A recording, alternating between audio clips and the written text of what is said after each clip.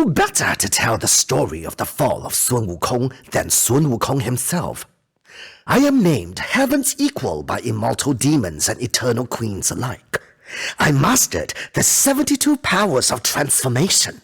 I escaped the mythical mountain after 500 years in chains. I know the names of every monkey ever born. I am the Monkey King, the greatest warrior to ever walk the worlds of reverie. My brush weaves words as gracefully as my staff wreaks havoc. I am the equal of all poets. This is my tale to tell. This is the magnificent story of the tainting of my crown by jealous, fiendish rivals which led to my great demise, doomed to walk among mortals in their shattered dreams. It is said that every great warrior needs a great foal, just as a good carpenter needs good wood. I shall defeat these nightmares who have kept their names a secret. Just as a clap cannot produce sound with a single hand, neither can a god be slain before the deaths of his rivals. The dead go, the living stay. So it was written on my palace walls, where I ruled with mirth and marvel. To live is to dance in celebration of all the treasures the heavens have bestowed upon us. In my palace, music filled the air like petals graze the wind, announcing the coming of cherries and plums. The only law I set to enforce was that of constant celebration. Sorcerers received open invitations, so long as they could dance or sing or amuse us with some trick worthy of my palace.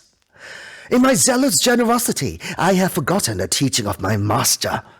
You cannot live near cinnabar without becoming red, nor ink without becoming black.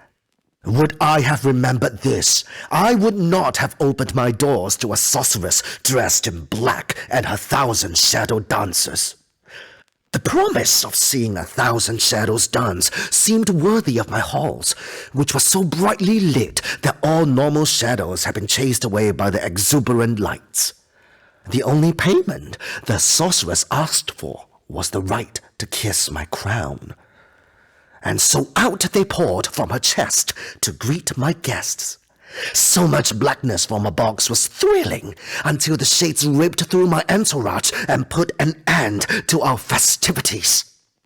As morning light dispersed the darkness from my tarnished halls, and lust of battle fled my veins, I was taken with a pain I had never before felt.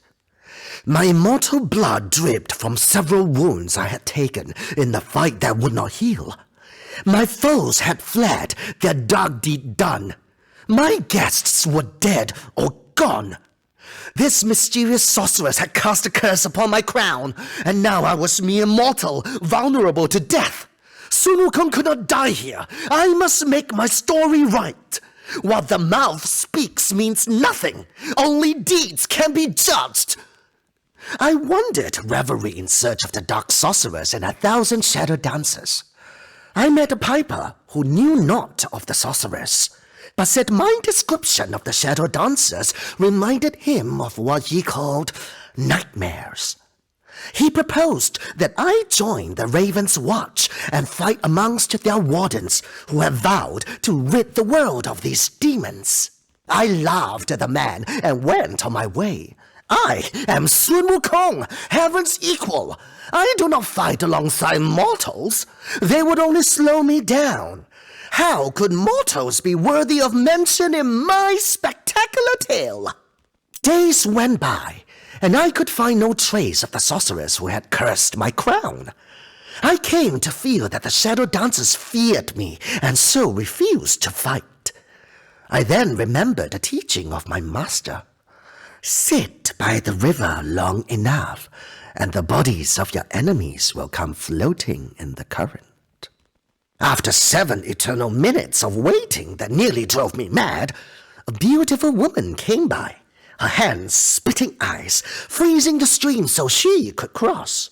I quickly went to her and asked if she were a goddess. She replied in haste, I am a queen. I have not time for conversation. I am chasing a nightmare. I jumped to follow her, despite her forebodings, and for a moment I thought she might turn me to ice. I am Sun Wukong, heaven's equal and the king of all monkeys. I am on a quest to defeat 1,000 shadow dancers of an evil dark sorceress. She has cursed me and made me mortal. The queen stared at me with a glare that could have frozen an ocean before saying words that put a fire into my heart. You can join me, so long as you can keep up. I have been made mortal by a treacherous sorceress, but my prowess in battle is the broth of legend's soup. I am cast of the iron reserved for statues at the Heaven's Gate. Monsters I destroyed, nightmares I chased, witchly plans I foiled. Yet still the wardens show me little respect and would not make me their king. Tethered by my mortal coil, it proved difficult to outfight my unequals in battle against the monsters. I could pounce like a tiger, but no longer jump from mountaintop to mountaintop. I could run faster than a breeze, but no longer outrun the winds. Still, I made certain to be the first warrior to charge our foes in battle, even when the other wardens called for a stupider strategic approach. The fruit does not wait to fall according to the will of the tree, but rushes to the ground with determination, regardless of the bruises it knows it will suffer. I lunged, tail flying, facing 3 nightmares with nothing but my staff. For the first time in my glorious existence, I tasted the sour milk of defeat. Wounded, I fell, with eyes wide open. I could see nothing but stars. I thought I would now visit the halls of death, but it was not my time. My mortal life was saved by Nice, the Snow Queen, the sorceress of ice, and now the salvation of heaven's equal. I would not be alive to write my glorious tale of doom and demise had it not been for that mortal's intervention. My shame was godly, the redness of my face brighter than the sun. The next day, my tail had lost its bounds, and my head weighed heavy on my shoulders. The skies cried drops of heavy tears, for when a god knows shame, the heavens weep. It was then that I heard the screams of villagers, and without thinking, ran to defend them. I laid low 12 monsters in a nightmare that day, and caught a glimpse of the sorceress who had kissed my crown. My foe was Baba Yaga. My vengeance had a name. After that battle, much to my surprise, the wardens of the watch began to treat me with measured dignity. The piper boy played a song for me. The old warrior chanted a poem.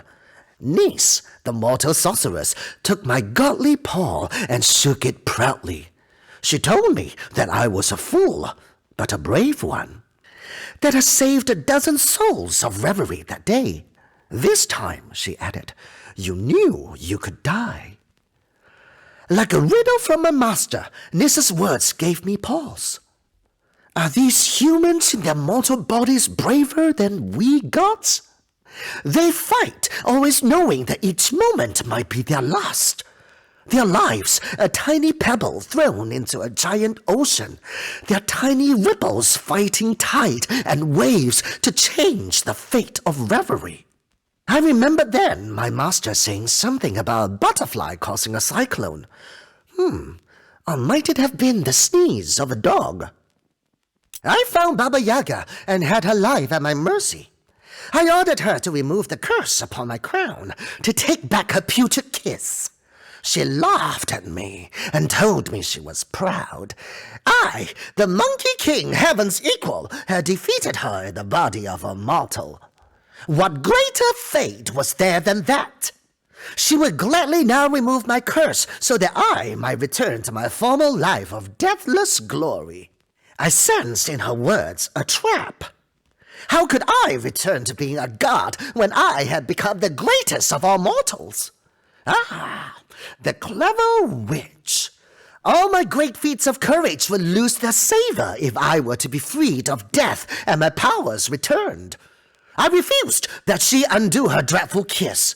I would wear a tarnished crown, for under it I have made myself a champion equal to no other, equal not only to the heavens, but all the hells as well. I was now the greatest hero of revelry, a god made mortal, a warrior worthy of all titles. I, Sun Wukong, the Monkey King, heaven's equal, and worthy to be king of Ravenswatch. All that was left was to convince my fellow wardens.